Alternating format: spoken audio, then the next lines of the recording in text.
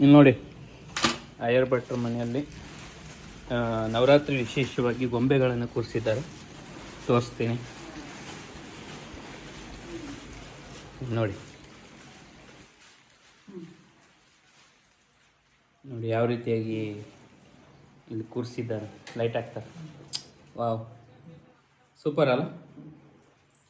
ನೋಡಿ ಚೆನ್ನಾಗಿದೆ ಇದು.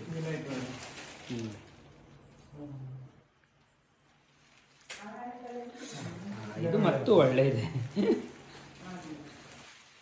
ನೋಡಿ ನಿಮ್ಗೆ ಯಾವ ಗೊಂಬೆ ಇಷ್ಟ ಆಯ್ತು ಅಂತಾನೆ ಹೇಳ್ಬೋದು.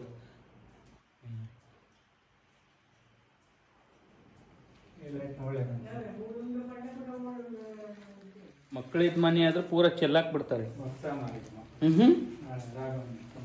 ಅಲ್ಲ, ಮಕ್ಕಳಿದ್ರೆ ಅದು ಪೂರ ಚೆಲ್ಲಾಕ್ತಾರೆ. ಶ್ರೀ ಕೃಷ್ಣ.